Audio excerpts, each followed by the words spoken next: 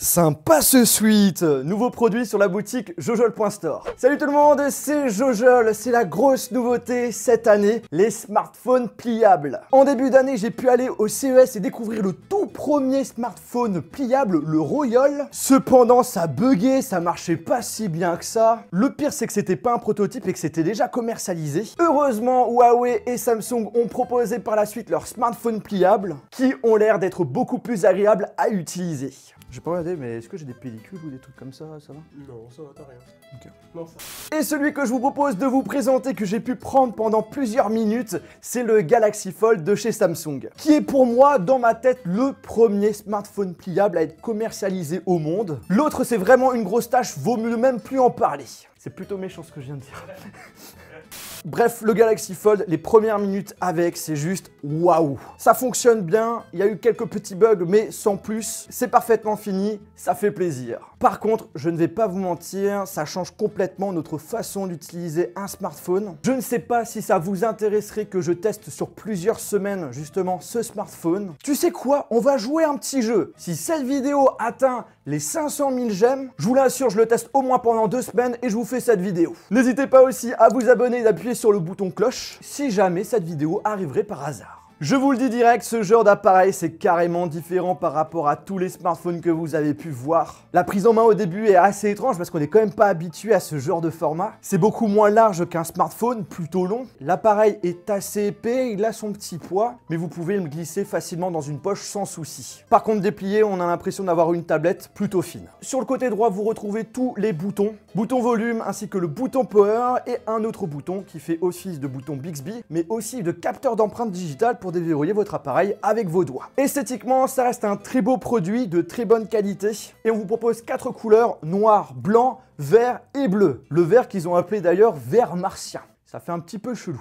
Le Galaxy Fold fermé, c'est un smartphone avec deux faces, un écran de 4,6 pouces et ouvert, nous avons un second écran beaucoup plus grand de 7,3 pouces. Alors c'est vrai que ça a l'air un petit peu bizarre parce qu'en général dans la tête des gens, un smartphone pliable, c'est qu'un seul écran que tu plies et que tu déplies, à la manière du Mate X ou encore de l'iPhone pliable de mon fameux placement de produit. J'ai justement posé la question à Samsung pour leur demander pourquoi avoir fait ce choix. Leur but c'est vraiment d'avoir un produit qui va plus durer dans le temps, selon eux. Je réponds aussi à certains commentaires que je peux potentiellement avoir parce que voilà, il y a certains youtubeurs américains et journalistes qui ont eu des soucis avec leur Galaxy Fold. J'en ai aussi parlé à Samsung qui justement m'ont dit que premièrement ce sont des Galaxy Fold prototypes qu'on leur a envoyés. Donc du coup c'est pas les produits finis. Et ensuite les écrans qui cassent ou qui scintillent viendraient sur le fait qu'ils ont enlevé justement une partie qui ressemble à un écran de protection mais qui fait en réalité partie de l'écran. Et du coup en l'enlevant, voilà, ça l'abîme. Du coup plié, j'utilise le smartphone comme on a l'habitude aujourd'hui et bim, je veux avoir un plus grand écran,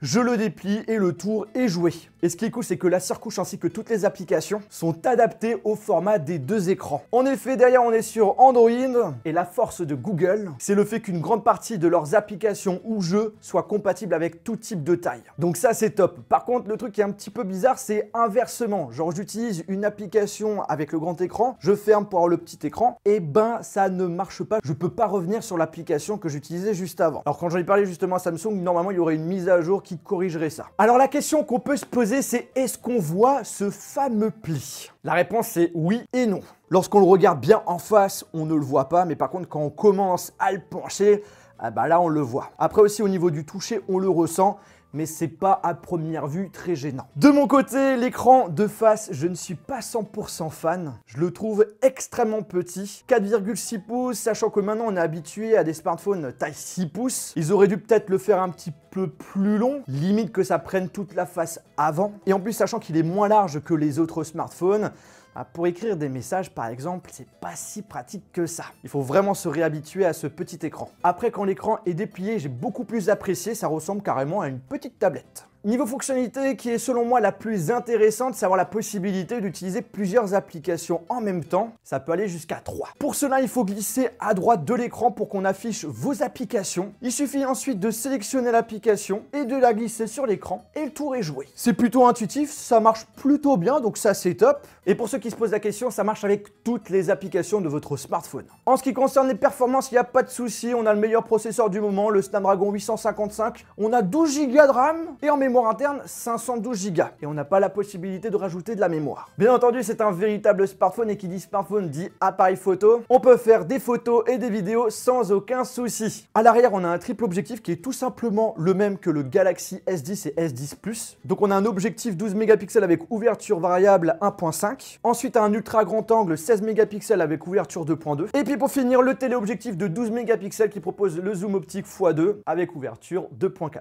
Devant plié, on a une caméra frontale de 10 mégapixels comme le Galaxy S10. Et quand on l'ouvre, là cette fois-ci, on a deux objectifs qui sont les mêmes que le Galaxy S10 Plus, un de 10 mégapixels et l'autre de 8 mégapixels, qui permet notamment de faire des effets flous de très bonne qualité. En ce qui concerne la batterie, il y en a deux sur cet appareil. En les fusionnant, on a une batterie de 4380 mAh. Pas d'informations pour me dire voilà, ça va durer la journée. On verra ça si on le teste. Et le gros point positif, c'est qu'on a la recharge sans fil et également la recharge sans fil inversée. Et après, pour les petites infos encore à savoir, voilà, on a un son stéréo et il n'est pas résistant à l'eau. Et pas de prise mini jack.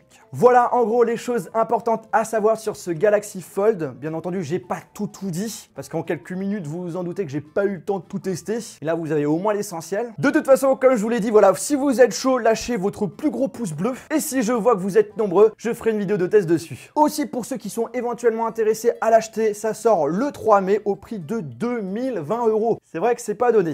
En tout cas, de mon côté, je suis quand même assez sceptique par ce genre de smartphone. Est-ce vraiment l'avenir du smartphone? N'hésitez pas à lâcher votre avis en commentaire. N'oubliez pas aussi de vous abonner à la chaîne YouTube et de jeter un coup d'œil sur la boutique jojol.store pour voir les nouveaux suites. Sur ce, on se retrouve dans une prochaine vidéo. Salut!